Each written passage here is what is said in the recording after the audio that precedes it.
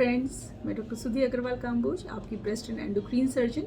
और आज हम बात करेंगे प्रेगनेंसी के दौरान ब्रेस्ट में होने वाले चेंजेस के बारे में, उनमें क्या क्या परेशानियां हो सकती हैं और हम उन्हें कैसे केयर कर सकते हैं। ब्रेस्ट एक डायनामिक स्ट्रक्चर है, उसमें हर मेंसेस के साथ साथ चेंजेस आते रहते हैं। जैसे ही कोई महिला गर्भ धारण करती है, उसके ब्रेस्ट में हार्मोनल चेंजेस की वजह से काफ़ी बदलाव आने शुरू हो जाते हैं। ब्रेस्ट के टिश्यूज स्वेल करने शुरू कर जाते हैं, जिसकी वजह से ब्रेस्ट बड़े और भारी महसूस होते हैं। निप्पल्स और उसके आसपास का एरिया, जिसे हम एरोला कहते हैं, वो हल्के गहरे हो जाते हैं। उनमें कुछ ट्यूबरकल्स उभर जाते हैं, छोटे छोटे दाने उभर जाते हैं, जिन्हें हम मोंटेगोमेरी ट्यूबरकल्स कहते हैं। हल्का सा दुखन हो सकती है, ब्रेस्ट में भारीपन लग सकता है। निप्पल्स से थोड़ा चिपचिपा सा पदार्थ आना शुरू हो जाता है। ये तैयारी होती है आने वाले बच्चे के लिए। इस चिपचिपे पदार्थ को हम कोलोस्ट्रम कहते हैं, जो काफी न्यूट्रिशियस होता है। इन सारी बातों की हम डिस्कशन इसलिए कर रहे हैं क्योंकि जानकारी के अभाव में कई महिलाएं नॉर्मल चेंजेस से भी इतने ज्यादा डर जाते हैं कि वो परेशान रहते हैं, बार बार डॉक्टर्स को कंसल्ट करते हैं। या फिर कई महिलाएं कुछ बहुत ही बड़ी परेशानियों या बीमारियों को भी नॉर्मल चेंजेस समझ के नज़रअंदाज कर देती हैं और सही समय पर डॉक्टर्स की सलाह नहीं लेती हैं। बच्चे की डिलीवरी के बाद ब्रेस्ट में प्रॉपर लैक्टेशन शुरू हो जाता है। शुरुआत में एक गाढ़ा पीला पदार्थ निकलता है, जैसा मैंने बताया है, उसे कोलोस्ट्रम कहते हैं। ये बच्चे के लिए अमृत होता है, जिसको माँ को उसे पिलाना चाहिए। कई महिलाएं डिलीवरी के दौरान होने वाले दर्द और एग्जॉशन की वजह से उस गोल्डन पीरियड को खो देती हैं और शुरू से ही बच्चों को निप्पल और बॉटल से दूध पिलाना शुरू कर देती हैं, जो गलत है। कोलोस्ट्रम एक बहुत ही न्यूट्रिशियस पदार्थ है, जिसको कि बच्चों को ज़रूर पिलाना चाहिए। धीरे धीरे ये कोलोस्ट्रम चेंज हो जाता है एक पतले दूध में, जो बच्चे का पेट भी भरता है और उसकी प्यास भी बुझाता है। शुरू के 4 से 6 महीने माँ को सिर्फ अपना ब्रेस्ट फीडिंग कराना चाहिए। क्योंकि बच्चे का जो डाइजेस्टिव सिस्टम होता है वो इतना ज़्यादा डेवलप नहीं होता है कि वो बाहर की कोई भी चीज़ ले पाए। क्योंकि अगर बाहर से अगर हम कुछ भी देते हैं और वो संक्रमित होता है, वो कंटेमिनेटेड होता है, तो बच्चे बहुत जल्दी इन्फेक्शन पकड़ लेते हैं। तो एक तरफ बॉटल को धोना, उबालना, उसको अच्छे से स्टरलाइज तरीके से रखना है, और दूसरी तरफ सिर्फ निपल्स की देखभाल करनी है, ब्रेस्ट की देखभाल करनी है, उनकी सफाई रखनी है। और इससे एक बच्चे को एक रेडीमेड दूध मिलता है जो ज़्यादा न्यूट्रिशियस है। ऐसा देखा गया है कि बच्चे जो अपनी माँ का स्तनपान करते हैं, एक्सक्लूसिव ब्रेस्ट फीड करते हैं, वो दिमाग से और शारीरिक रूप से ज़्यादा तेज होते हैं कंपेयर टू दो जिन्हें बॉटल फीड कराया जाता है या बाहर से दूध दिया जाता है। अब आते हैं, जब एक बार डिलीवरी होती है तो ब्रेस्ट में क्या क्या चेंजेस होते हैं और उनमें क्या परेशानियां हो सकती हैं और उनको हम कैसे देखभाल कर सकते हैं। डिलीवरी के बाद ब्रेस्ट का साइज और बढ़ जाता है। ये जब दूध पिलाने का टाइम होता है, उस वक्त सबसे ज़्यादा इंगॉर्ज होते हैं। कई लोगों के इतने ज़्यादा इंगॉर्ज होते हैं कि उनको पेन होने लगता है या उनका दूध एकदम फव्वारे की तरह निकलने लगता है। इस वजह से उनका जो ब्लाउज़ है वो गीला रहता है, ब्रेसियर गीले हो जाते हैं। अगर इन्हें हम लंबे टाइम तक गीला रखने दें तो वहाँ पे इन्फेक्शन का रिस्क रहता है।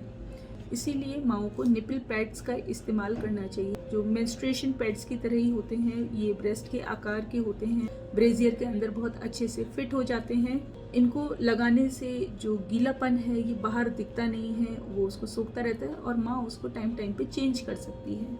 मदर्स को बहुत फ्रीक्वेंटली ब्रेस्ट फीड कराना चाहिए और दोनों ब्रेस्ट को बदल बदल के।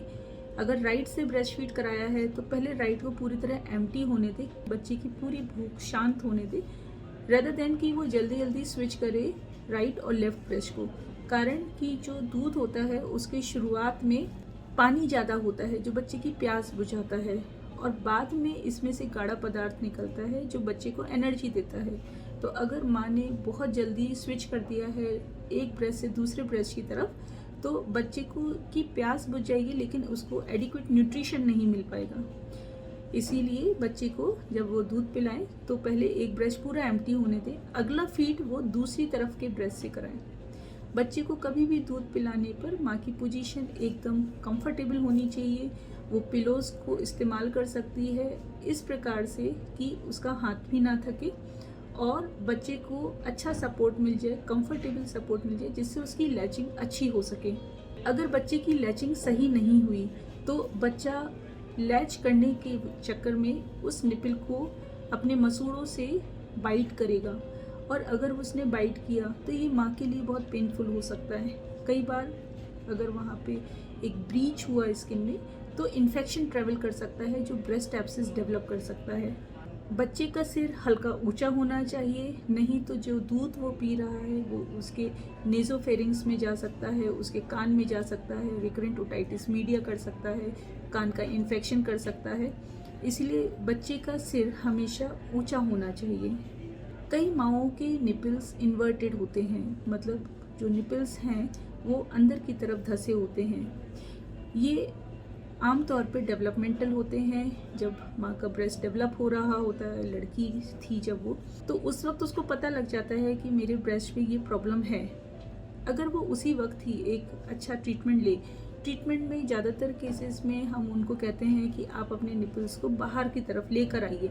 वो निपल फिर अंदर घुसेगा, बट स्टिल हम कहते हैं कि आप बार बार ये मैन्यूवर करते रहिए, क्योंकि हमें निपल को अंदर नहीं घुसे रहने देना। अगर निपल अंदर ही घुसा रहा तो वहाँ इन्फेक्शन कर सकता है, पेरी एरियोलर मेस्टाइटिस कर सकता है। अगर पेरी एरियोलर मेस्टाइटिस डेवलप हो गई तो कई बार वो निपल परमानेंटली अंदर धंस जाता है और फिर बाहर आना मुश्किल हो जाता है। इससे ब्रेस्ट फीडिंग में दिक्कत आती है।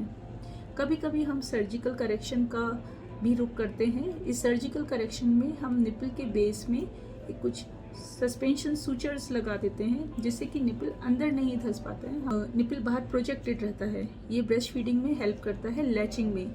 बट सपोज अगर ये फेज निकल गया, निपल अंदर ही है, अगर करेक्टेबल है निपल डिफॉर्मिटी, तो हम उसको फिर एडवाइस करते हैं कि आप ब्रेस्ट पंप की सहायता से उस निपल को बाहर की तरफ खींचिए और बच्चे को डायरेक्ट लैचिंग करके दूध पिलाइए, या फिंगर से ही उसको स्क्वीजिंग मूवमेंट करते हुए आप निपल्स को बाहर की तरफ लाएंगे और बच्चे को लैच कराएंगे। जितना ज़्यादा लैच वो कराएंगे, निपल्स उतने ही बाहर की तरफ रहेंगे उसके।